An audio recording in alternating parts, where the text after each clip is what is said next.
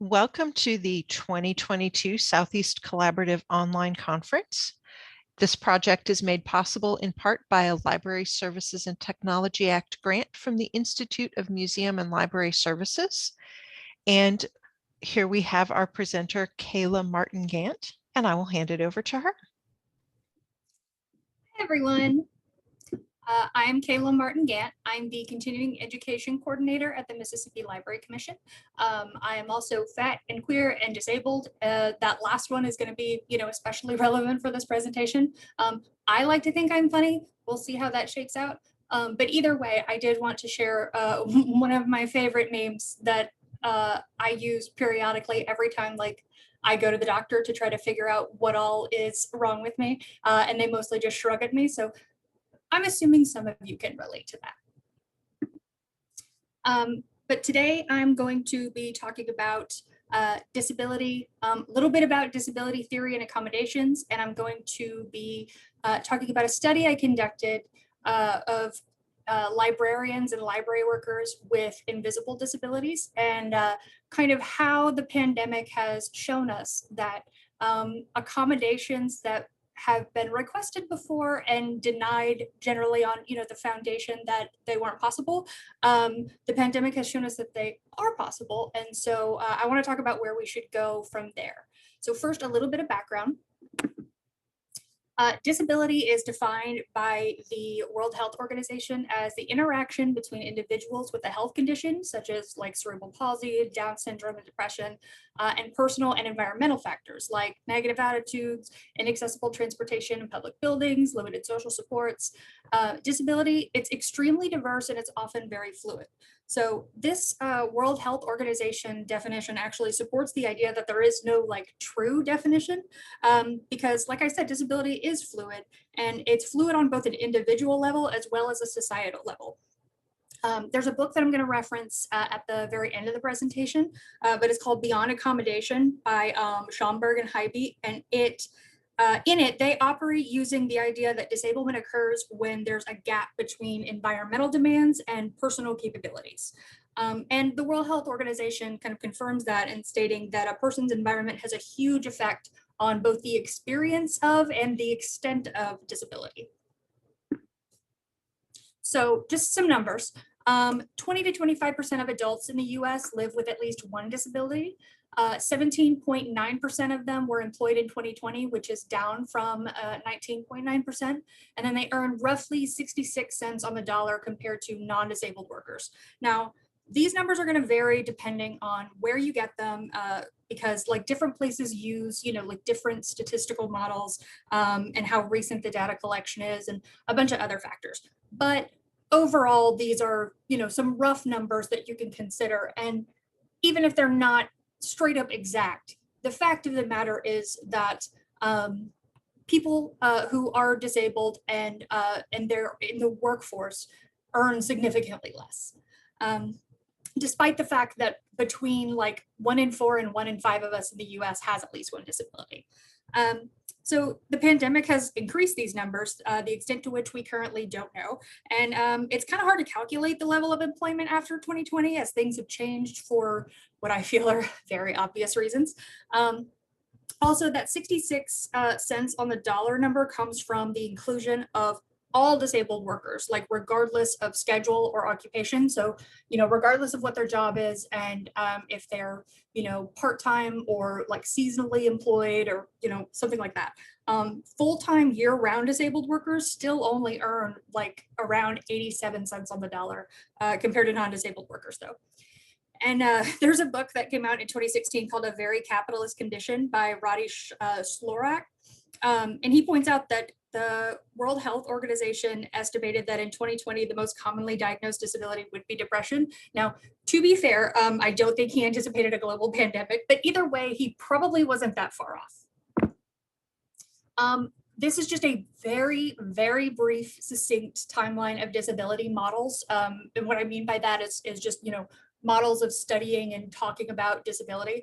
I'm not going to get super deep into this, but I'll give you plenty of resources and information on this later. So prior to the 20th century, we used the moral model, which means that disability was viewed like as a moral failing. Then we moved into the medical model, which was informed by the moral model. But so the focus is on individual impairments instead of people. It still views disability as a problem that needs to be like corrected and compensated for. But all the focus is instead on those specific like impairments, what you can and can't do. That moves into the rehabilitative model, which like still sees disability as a problem, but the focus then is on the individual coping and recovery instead of the impairments, which sounds cool, kind of, but the problem is that that steers people away from fighting for like any kind of environmental change. It just entirely puts the onus of dealing with moving through life with a disability on the individual instead of thinking about changing environmental conditions. So then there's the social model. This was developed by disability activists, and it sees disability as neutral, and the focus is on social barriers instead of individual impairments. That's what led to person first language, which I'm sure that y'all have seen this and seen it discussed. Person first language, which is like person with autism, versus identity first language, which is autistic person. Now, just really quickly, I'm going to address this just from my studies, people I've talked to, and I myself. There's a big increase in the identity first language usage, primarily from disabled people and disability advocates. And like, it's kind of a personal preference thing. Some folks still prefer person first language. It really just kind of depends. But I will say that for right now, when it comes to, like official library statements or flyers or stuff like that, go ahead and stay on the safe side and use person first language. That's generally just from what all I've read, kind of your best bet currently, because that is still kind of the official language used in like the education and social spheres. But if you do meet people who use identity first language, especially about themselves, don't correct them. It's just a personal thing. So anyway, then we move into the critical model, which this just like questions the assumption altogether that people who have a disability or deviate from the standard actually want to fit into the standard.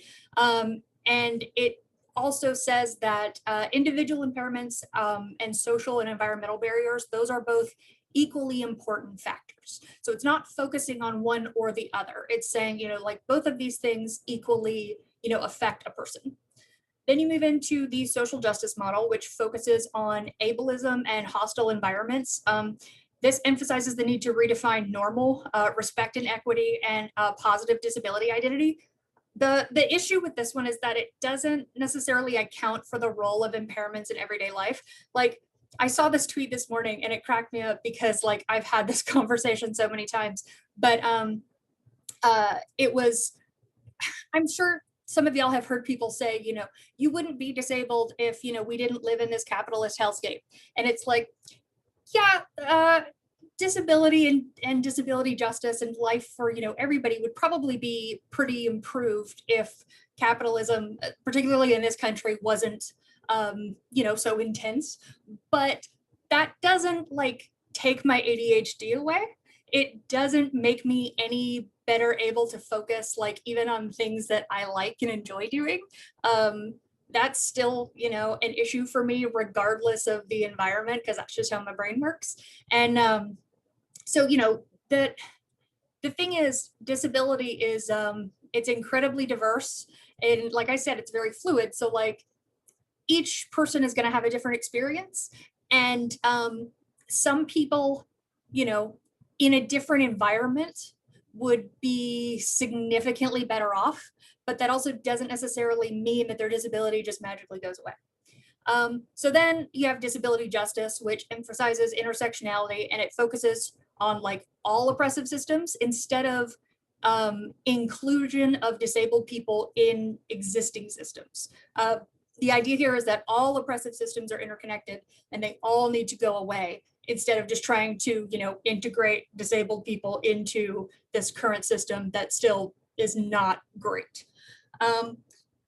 So why should you care about all this? Like, yes, it's a great history lesson, but like the point I'm wanting to get across here is that theoretical frameworks like this can help us like articulate and examine the inequities that we see out in the world, and critiques of those theories can kind of keep us growing and changing so that we don't continue to perpetuate inequities. Because, you know, at any given point in time in history, we think, you know, we're at the forefront of whatever, we've made the most progress. And, you know, it's not until later that we look back and go, God, can you believe we were like thinking all that? So theoretical definitions like this, they're imperfect by nature because they're entirely dependent on the context in which they were created. And like they should be undergoing constant evolution.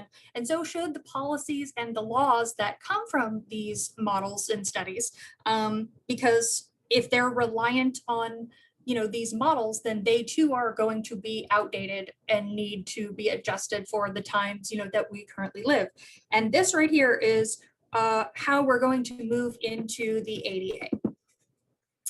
So the Americans with Disabilities Act, 1978, the Rehabilitations Act Amendment Section 504. If you've heard, you know, the term 504, like that's when the ball kind of got rolling on a lot of movements in the disability community to get the Americans with Disabilities Act passed.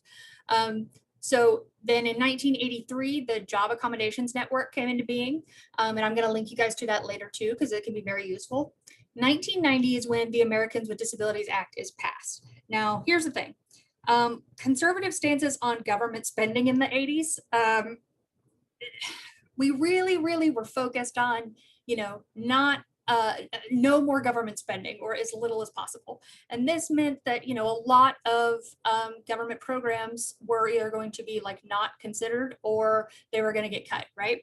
So this forced disability advocates to compromise, and it made them like kind of have to nix demands for a social safety net while also trying to pitch the idea of the American Disabilities Act is that it would reduce welfare dependency altogether through self-reliance, as in, you know, it'll pay for itself. And that's how they were like pushing to get it passed. And eventually it does. And then in 2008, the Americans with Disability Act Amendments Act expands the definition of disability. And then that's kind of where a lot of it just stopped. Presumably, you know, disability advocates in the 80s and 90s and, you know, even in the 2000s were obviously like intending to go further. That compromise was definitely not ideal. And that was, I figure, you know, to be like a foot in the door to get the ball rolling even more. But as y'all also know, you know, with government bureaucratic red tape, it takes eternity. And sometimes stuff just kind of falls off the desk altogether. But that's a big problem because, you know, disability is an ever growing and ever evolving issue, and it can happen to all of us, right? So here's the reality of the ADA. The ADA's design, it's more reactive than proactive. It operates primarily like as a tool for litigation.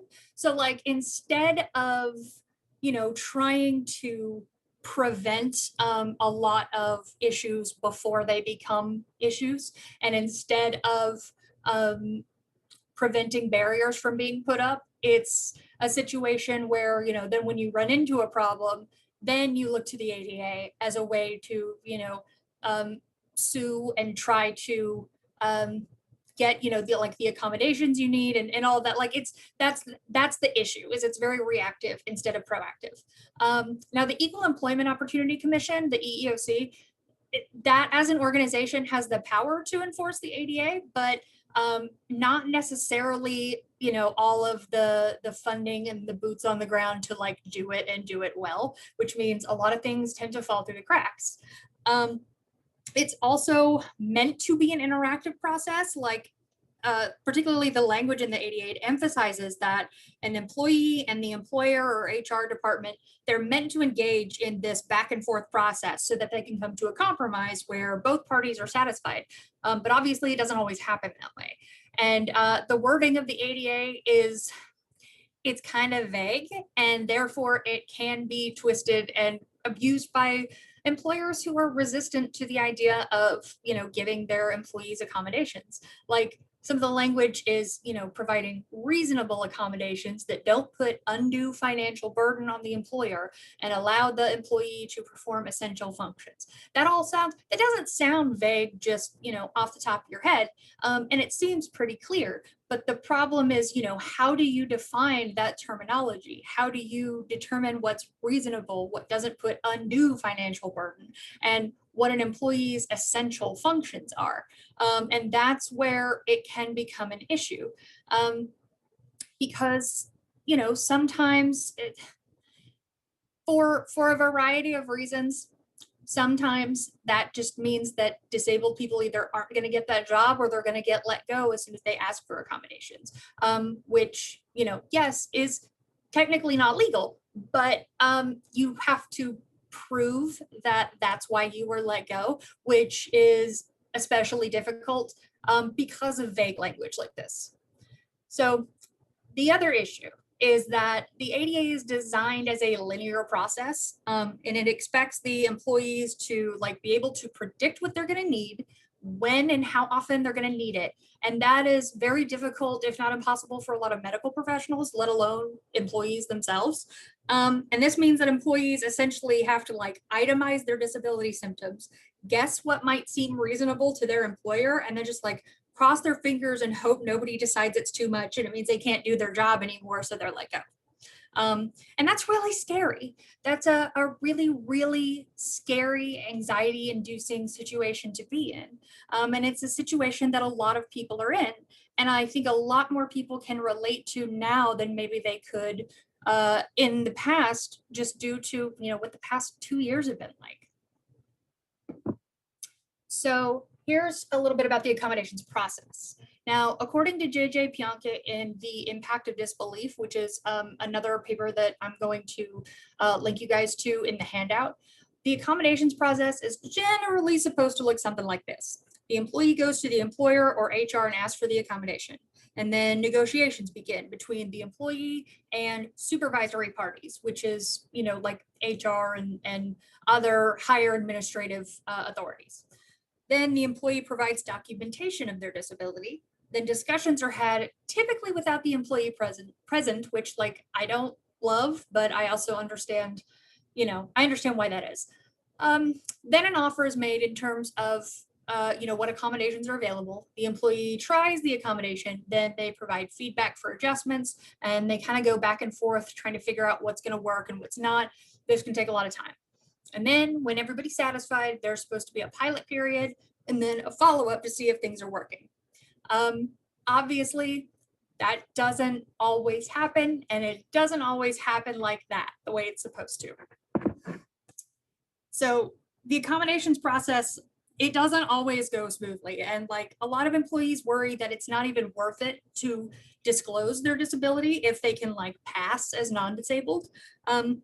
And there are several reasons for this hesitancy that are valid reasons, including fear of stigma due to lack of widespread understanding of disability. This is especially true of invisible disabilities and especially true of developmental and psychiatric disabilities.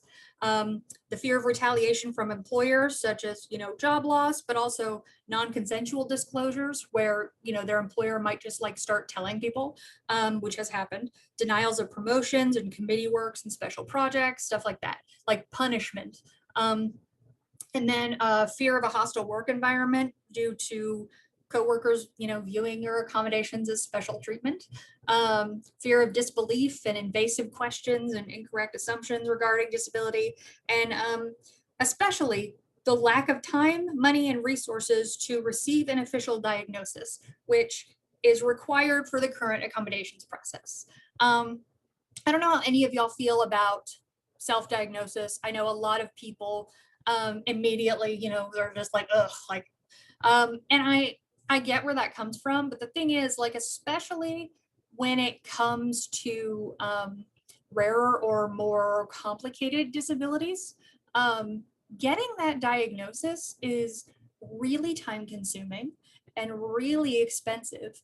And that's if you get a doctor who is willing to work with you and actually, wants to assist you in terms of, making your employment situation as comfortable and productive as possible. Because you'll get some doctors that they don't seem to care about that. So I mentioned invisible disability. I have already several times, but I'm just going to define it really quickly. According to the Invisible Disabilities Association, it is a physical, mental, or neurological condition that limits a person's movements, senses, or activities that is, of course, invisible to the onlooker. These include, anything from like cancer and autoimmune diseases to chronic pain and fatigue, sleep disorders, brain injuries, executive functioning disorders, sensory disorders. And because these disabilities may not be apparent to other people and because the severity may not be static, those with invisible disabilities a lot of times get accused of exaggerating their symptoms or faking altogether for attention or for special treatment. The phrase special treatment comes up all the time and it bugs me to no end. Literally all of my disabilities are invisible. I have ADHD, I have chronic migraine, and I have adenomyosis, and nobody can see that looking at me. But that if all three of those things affect how I live my life and how I work every single second of every day. And I am certainly not the only one in this situation, as you will be able to tell in just a minute when I get to my survey results. But just because other people can't see it doesn't mean it's not there. And just because, you have some good days and some bad days, like people do not understand how a lot of this works. To the point that they will just like straight up accuse people of faking it. And not only is that like super counterproductive to, a good, like healthy work environment, but it's really damaging to people who are already dealing with this disability, all the time. So now I want to talk about my study. I was really like interested in doing this to begin with, but the more I got into it and the more responses I got, it was just the results were very interesting. So a little bit of background on this before we look into the results. I created it using SurveyMonkey. I got a little over 500 responses. I've gotten those since April of 2021. The vast majority of them came between April and May of 2021. But I did keep the survey open because I wanted to, have people continue to fill it out, obviously, because like a lot of the additional comments I got were basically saying, I didn't know I needed to say all this until, I got the chance. But also, as the pandemic and as libraries' responses to the pandemic evolved, I wanted to maybe see how some of the results would change. But the other thing is, it was only distributed through social media and ALA Connect. I put it out on Twitter, in several Facebook groups. I put it out on Discord because I'm in a couple of different Discord servers where it was relevant. And I put it out through ALA Connect. And so the categories of conditions, I grouped them very, very loosely into three categories. Now I did this because I wanted it to be as concise as possible and give like a little bit of breakups in the questioning, because I know what it's like to have a big block of text staring at you. It's very intimidating and very annoying, but also like I just kind of wanted it to be easy for people to get through, because the longer a survey is, the less likely people are to finish it. So I broke it up into three groups: medical, which is stuff like diabetes; neurological, which had like multiple sclerosis and Parkinson's and stuff like that; and then cognitive and psychiatric, which included like learning disabilities and depression and stuff like that. Now, the conditions were categorized based on several health organizations' categorization systems, and those were often conflicting. So I kind of did the best I could there, but I wanted to at least divvy them up a little bit because I wanted to examine the overlap between different types of invisible disabilities as well. Like the body versus brain stuff, which I know that obviously they work together, and there's a huge overlap there. But I wanted to see, how people disclosed and discussed and requested accommodations for disabilities that more affected their body versus, like mental health conditions and learning disabilities. Now, a few respondents did provide feedback and corrections on this grouping that I did, and they were super nice about it. I wasn't offended, obviously, because I want to know that stuff. And I'm definitely going to take that into account in future studies and kind of see how I can more accurately put all that together, but in a way that's still concise enough that people will be willing to take the survey. So just note that when we get to it. I also did not include questions 7, 8, and 9 in this presentation just because they're not like super relevant to what we're discussing. They were just asking like how long people have worked in their current place of employment, what their position is, and for how long have they been in that position. As one other thing, so if there is no information for a particular demographic listed, it's because either no one in that particular demographic participated in the study, or if they did, they chose not to share that piece of information. And also the first, few questions are just basic demographic questions. So I'm going to speed through them really quickly for this presentation, but the slides and handouts and all of the survey questions themselves will be available to you guys later to look through. So for the gender question, as you can see, vast majority of respondents were women. That's not really a surprise because, women are primarily who make up the library field. Men and other non-binary or otherwise gender diverse folks were kind of, even in terms of how many participated. Then we had a few who didn't want to answer, and then a few who wanted to get like ultra specific. So, that's just kind of an overview there. Also, race or ethnicity. Again, this shouldn't really be a surprise that it's overwhelmingly white because the library field is overwhelmingly white. And there were a few, again, who like didn't want to answer or wanted to answer in a more specific way than I had available here. But when I talked earlier about how, different axes of oppression and different intersecting identities all affect one another, including disability, like this is why I was asking a lot of these questions as well, because I wanted to see some of the overlap in terms of, gender and race and age, which is coming up in a second, and how that correlates to the rate of disability. So what age group are you in? As you can see, like the 35 to 44 range is the most people there. It's like 163 participants. And I really wanted to talk about this for just a second because in a lot of studies on disability, you will see adjusted numbers. It'll say like adjusted for age, because if they're comparing two communities and one community has a whole lot more elderly or aging people, then they want to adjust those numbers because, that's just the way bodies and brains work. The older you get, the more likely you are to become disabled. But I found it really interesting that, in this little slice of people who participated, and a lot of this is also probably skewed by the fact that I was only able to distribute it via social media and ALA Connect. So, it's a matter of like who saw it in order to participate. But the 35 to 44 range, and as well as, 25 to 34 and then 45 to 54, you see a lot of people will say, oh, you're too young to be disabled. And it's like, clearly I'm not, because there's a very big, range of people here, but the vast majority of them are at an age where most people would not, likely guess that they were dealing with a disability. And then this, what's the highest level of education you received? Most of the participants have, their master's degree, or at least a bachelor's degree. And I just kind of wanted to see, as much information as I could get, but also because as someone who got their master's degree while they were employed full-time and disabled, I know how difficult it is. So I just wanted to see, how many other people had to go through that as well.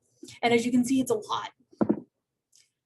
Now, for current employment status, the reason I'm touching on this is because most of them were full-time, some were part-time. Then you have 20 respondents that said other. And I was like, what, I wanted to have that option because I knew there was something that I wasn't considering. But when I got to looking at it, there were a couple of retired librarians, and then there were some librarians who were either between jobs because they like recently got laid off or they left due to their administration's pandemic response. But there were some people who are essentially juggling anywhere between 2 to 5 part-time library positions right now. And that did not occur to me, and perhaps it should have. But as a public librarian in the semi-rural South, like that wasn't something I even thought about, and I cannot imagine what that's like and the hoops you have to jump through. So that's just something I wanted to make people aware of.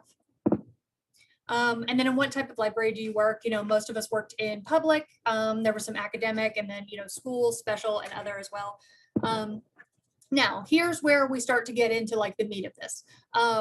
So for this first group, do you live with any of the following diagnoses or conditions that impact how you function in daily life? Diabetes was the top response here with 49 respondents. Then we had cancer, kidney or liver disease. A lot of people had IBS or other like gastrointestinal issues. And a lot of people had endometriosis or polycystic ovarian syndrome. And I also got several comments that were like, this is the first time taking any kind of survey that included endometriosis on that list. And they said the same thing about Ehlers-Danlos syndrome, EDS, down below that. So, and these are, these are disabilities that I've talked to people numerous times about. So I found it very interesting that apparently you don't typically even get asked about those. And same with POTS, which I also won't get into the big definitions of those because that'll take a while, but I did want to include those, and I can include information later. And now you'll see there are 93 responses down there that say other. I'm going to put that on the back burner for a minute until we get through the next two groups. So then we had a few that had Parkinson's, some that had multiple sclerosis, traumatic brain injury, epilepsy, sleep disorder. 70 people had sleep disorders, and 147 had migraine or headache disorders, which I hate for them, but also made me feel very not alone. And then 130 had some other kind of chronic pain issue like fibromyalgia or rheumatoid arthritis. And then again, we had 37 people that said other. Put that on the back burner. Now, we had 50 respondents who were on the autism spectrum, at least like they had an official diagnosis. We had 90 who had ADHD, 271 who had anxiety, and 270 with depression, out of roughly 500. So then we had 98 with PTSD, 1 on the schizophrenia spectrum, 31 on the bipolar spectrum, 34 with OCD, 41 with some kind of learning disability, and again, 27 that said other. Now, I'm putting all of these together in one group, but for the other part, in all three groups, these are some of the responses. This is, kind of including but not limited to, but these are the ones that I saw more than a few times. Mast cell activation syndrome, deafness or hearing issues, celiac, chronic fatigue syndrome, asthma, thyroid disorders, sensory issues or sensitivities, cerebral palsy, Guillain-Barré syndrome, neuropathy or neuralgia, lymphedema, misophonia, dissociative disorders, eating disorders, borderline personality disorder, dysphoria, sensory processing disorders, especially auditory processing disorders. I saw that one a bunch, and panic disorder. And that's not even the end of the list. So this is, a select group of people who are dealing with a lot. And that is, it's not discussed very much. Just not even in the general public, but libraries right now, a lot of us are doing overalls and talking about EDI this and EDI that, and disability is often completely overlooked in that. And I have seen numerous fellow librarians who have worked really hard to try to get even just a little bit of improvement in accessibility, and are told, that it's too expensive or it takes too much time. And it's very strange to me that that is still the response when not just the general public is, dealing with so many of these issues, but the librarians that are in the building are dealing with all of these issues. So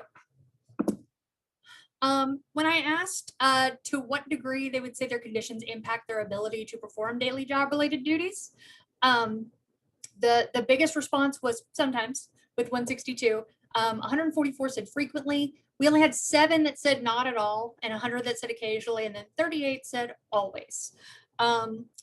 That doesn't seem like a lot, but that is still, I think a pretty good picture of just how deeply some of these conditions can impact people's abilities to just do their day-to-day work.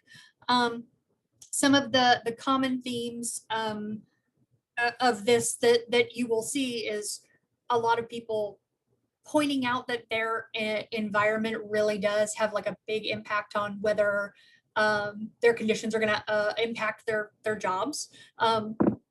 So I also wanted to ask them this question.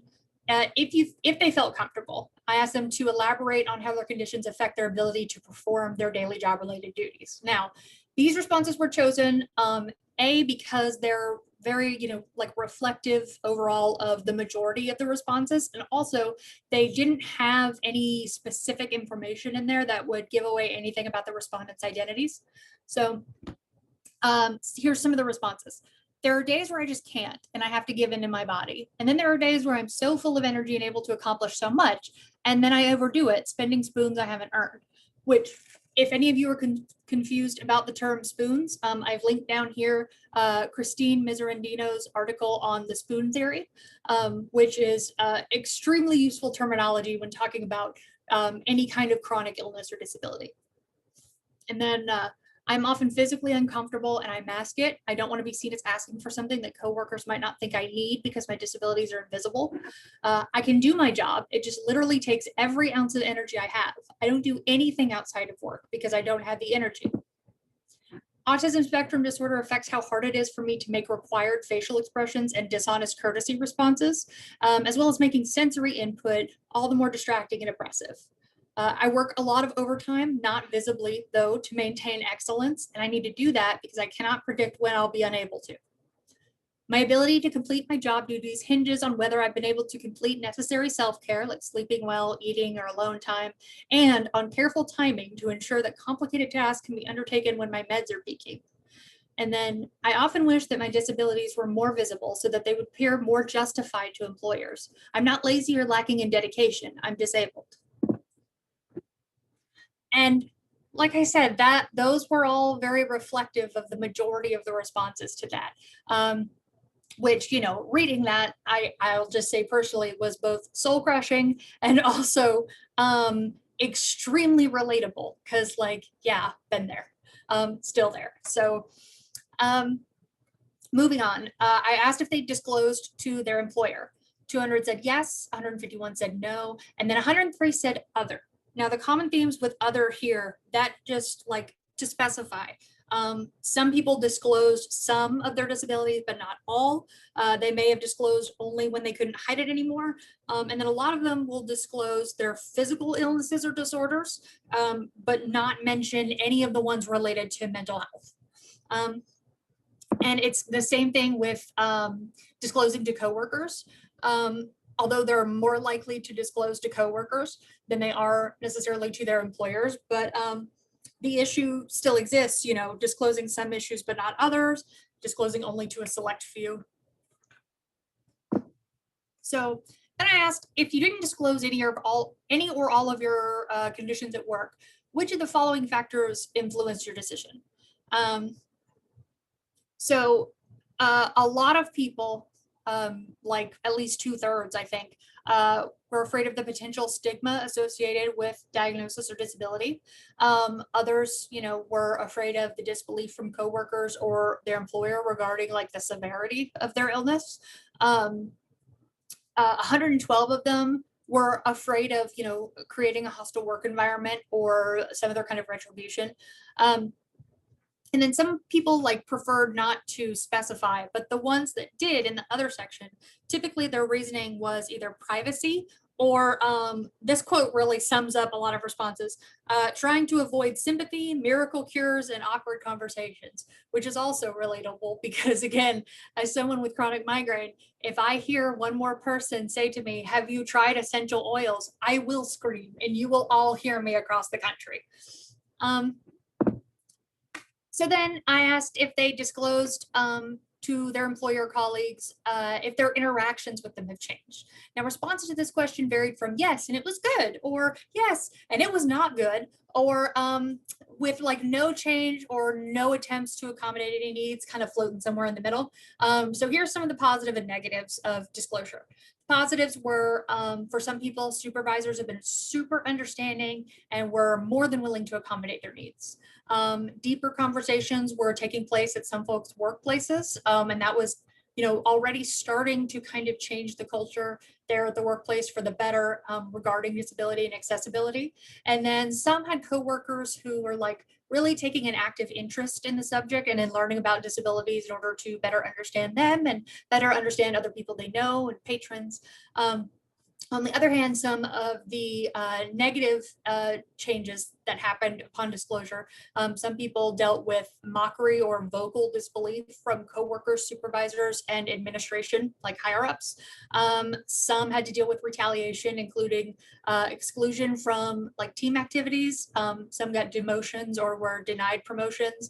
Some folks were assigned like difficult tasks as punishment, and some just straight up lost their jobs. And then another thing was overbearing or inappropriate concern over physical activity and eating habits. The folks who reported having diabetes said that that was a big negative that happens to them sometimes, is people get like really they really overstep in terms of being like, should you be eating that? So yeah.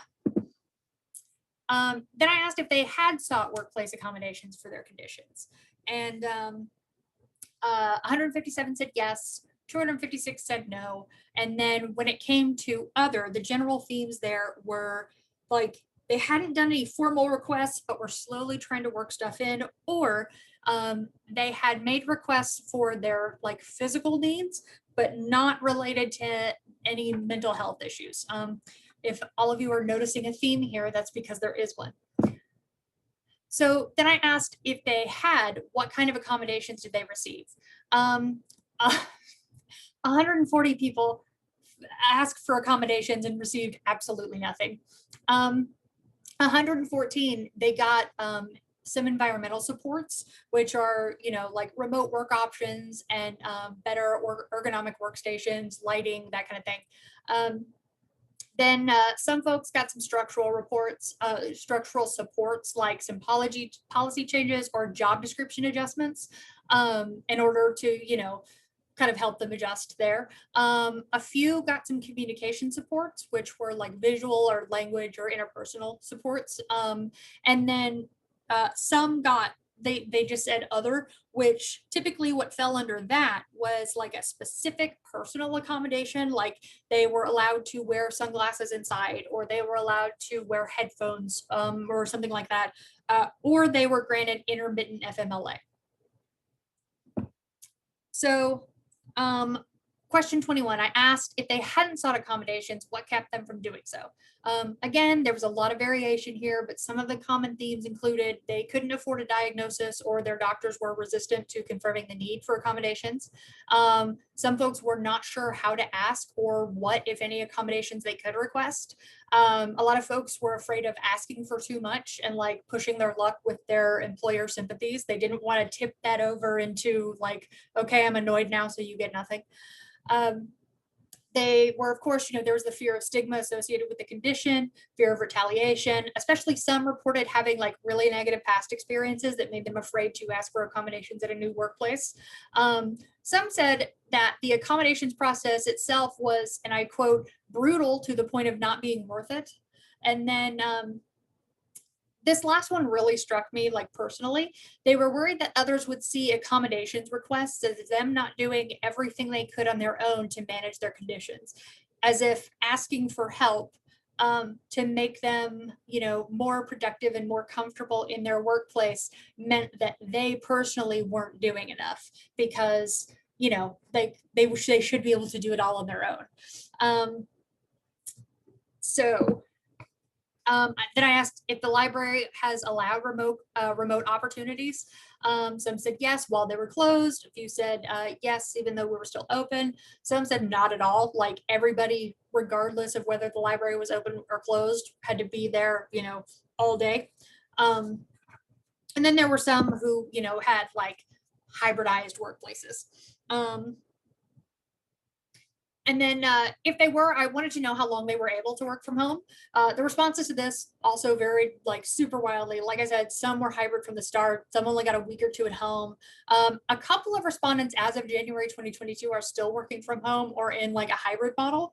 But only a few mentioned that accommodations were given to them that allowed them to work from home longer than the other staff at their libraries. So then I wanted to know if they were offered like any other types of accommodations during the COVID-19 pandemic. And please remember, I made these questions in like early 2021 because I was hoping against all hope that we were not still going to be doing this nonsense in 2022, but I was wrong. But I wanted to know if they were given any other kind of accommodations besides remote work opportunities. Some like got to cut out their non-essential job duties. Some were provided with equipment to assist with remote work efforts. A lot of people got to do kind of a hybridized work schedule. And then the other for this,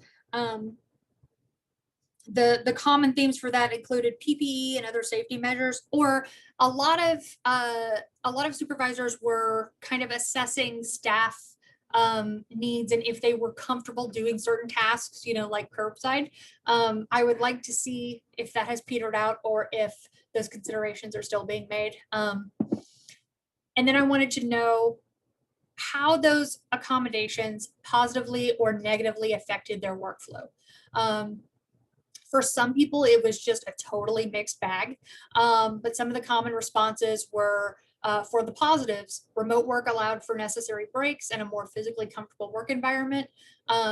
Some respondents reported fewer distractions and they were like much more productive working at home than they were at work.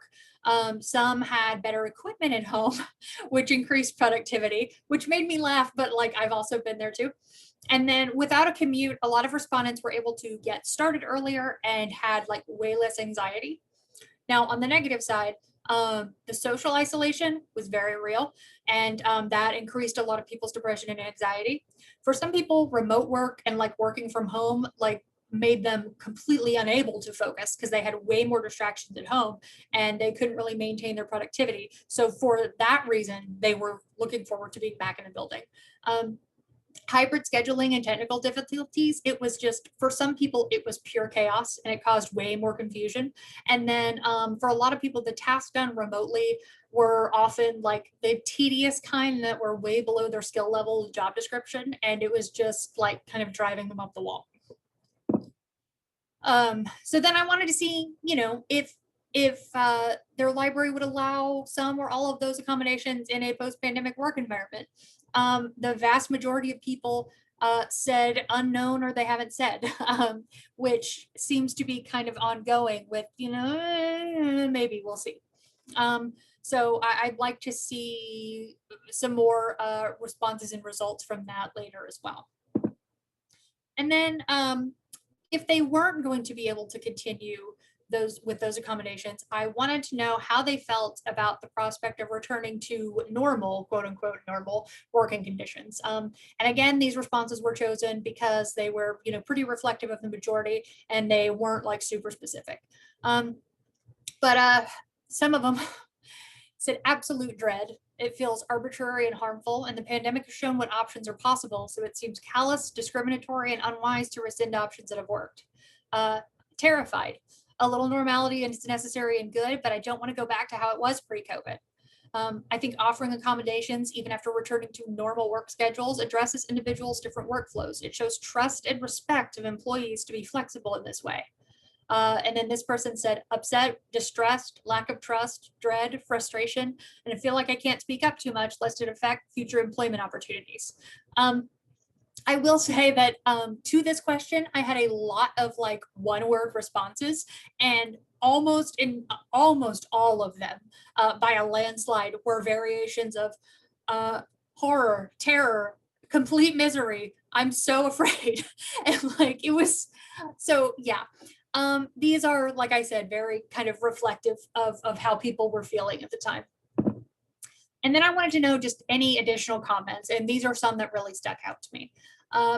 They said, even when they're trying to provide for safety, the overall tone has been, you're lucky to be employed or to be able to work from home. Advocating for safety or accommodations in the face of that attitude has been frustrating and unsuccessful. If institutions want to retain quality employees, they should support employees thriving. Happy and healthy employees will do better work. I hope we don't throw these accommodations away. My employer wants a description of why we take sick days on our request forms. So I drag myself into work, even though I know I'll largely be useless that day, because I'm not willing to disclose that I'm struggling or humiliate myself by going into detail about personal matters. And it's very difficult to have an invisible disease that not many people understand. I just wish they knew how hard it is for me daily to even get myself up, get dressed, and go to work that day. So that's a lot. That's a lot to deal with. And I'm going to now kind of talk about one of the things that's kind of perpetuating a lot of this. So just a few terms to understand, resiliency culture. So resilience is like typically defined as a person or an organization's ability to recover from adversity. So when I say resiliency culture, though, what I mean is the ways in which that resilience has been kind of weaponized to put the onus of overcoming these barriers on the individual, and also the requirement to be positive while doing so. You know, when you're expressing concerns over your safety or your needs, a lot of people have quickly been painted as, you know, being negative or being downers. And, you know, we don't need that because we're all dealing with something right now. And so that's like another hurdle or another hoop you have to jump through sometimes. And that's really damaging. Then we have vocational awe, which was coined by Fabazi Attar, and this term refers to the set of ideas, values, and assumptions librarians have about themselves and the profession that result in beliefs that libraries as institutions are inherently good and sacred and therefore beyond critique.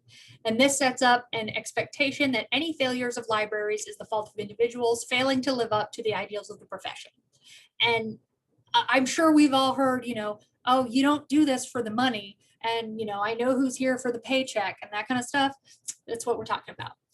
And then precarity. So in this discussion, precarity generally refers to the sense of sort of being at the mercy of other people's will regarding accommodations and employment. Precarity involves a fear of or a reality of unstable or unprotected work, lower wages, and fewer personal boundaries. Which by that I mean, you know, taking a lot of work home to do it on your own time, blah, blah, blah. You know, it's all for a good cause. We don't do it for the money, et cetera, et cetera. You see where I'm going with this. So how does this all fit together? You know, I've got the promotion of self-care over equitable working conditions. Employees don't disclose or seek accommodations. Disability education stagnates. There's a continued view of disability as having like kind of a bootstraps, do-it-yourself fix, and it all just goes in an endless loop. Because like the combination of vocational awe and this growing culture centered around resiliency, it has several side effects. You know, like employees are less likely to disclose their disabilities and seek accommodations because their managers, coworkers, and even they themselves have like internalized this idea that disability is a problem that can be solved if they just try harder and stay positive. And then even if they can, it's okay because we've like romanticized the idea of martyring ourselves for the good cause anyway, right? That's how it all stays. And it just turns into this giant feedback loop where nothing improves. So, sorry, I had to put one more meme in here and I made it myself. You're welcome. The pandemic has caused like a massive increase in discussions around mental health, which is great. We need that. But webinars on mindfulness and self-care, while they're great and while they are well meant, they're only a start. They are not going to cut it. as a complete, because they don't do a whole lot in the long run for your disabled library workers who are just struggling under this ever increasing weight, right? So let me emphasize, I'm not hating on self-care webinars or mindfulness webinars or anything like that that's meant to start these conversations or perhaps give just, you know, a little bit of relief to your library workers. I'm just saying that is not the end of the road here, or it shouldn't be. So where do we go from here? Extending accommodations and changing your workplace cultures are ideas that are frequently met with resistance based on some myths and misunderstandings of disability and equity. Like it's too expensive. Nope, no, it's not. Multiple studies have proven that typical individual accommodation is inexpensive and it more than pays for itself, according to the National Institute of Health. They just want special treatment. Is it really special treatment if they are struggling without it? No, the answer is no, no, it's not. Everybody else will want it too. Okay, well, then you either have a lot of employees who could greatly benefit from some accommodations, or you have a lot of employees who need some education and training on how disability works. Honestly, probably both. And I don't want to say the wrong thing. No one does, so don't worry. Like, that's fine. You're in good company. But this is where hiring people with disabilities is a direct benefit to everyone involved. And then this quote I wanted to add because it really sums up a lot of what I've been feeling, what a lot of us have been feeling, which is activists have been fighting for flexibility for decades, especially as the internet has made a lot of in-person work obsolete. Over and over, disabled people have been told that flexible working is impossible or that it would be unfair to able-bodied employees. Understandably, the speed with which it was made available as soon as non-disabled people needed it was met with a certain amount of frustration and eye rolling. This is from Miriam Eloise in the article from The Cut, We Still Need Accommodations. And it's true, you know, we've been wanting this for so long and we've been fighting for things like remote work options and all of that for so long. And we were always told it's not possible. We can't do it. There's no way. And then, of course, suddenly when you have to do it, it becomes possible very, very, very quickly. And obviously, you know, there were definitely some issues and some bumps, but that's just because, you know, we had to implement a plan and implement it extremely quickly. And the term plan is one that I use loosely here, but still, we made it work overall very, very quickly. And we kept things going. And so, you know, there are those of us who are sitting here going, and we couldn't have done this before for those of us who needed it. Why? So here is where you can start setting some goals. They are long-term goals, but they're ones that you can start on now. So start including disability in your EDI efforts. This means creating a more equitable work culture for all your employees, regardless of ability. It's only going to go uphill from there. Educate and train your employees. Look, y'all, there are tons of opportunities out there for educating yourselves and your employees about the realities of disability, the ADA and how it works, employee assistance programs, all of that. There's a ton. Recognize that disability is dynamic. This is very important.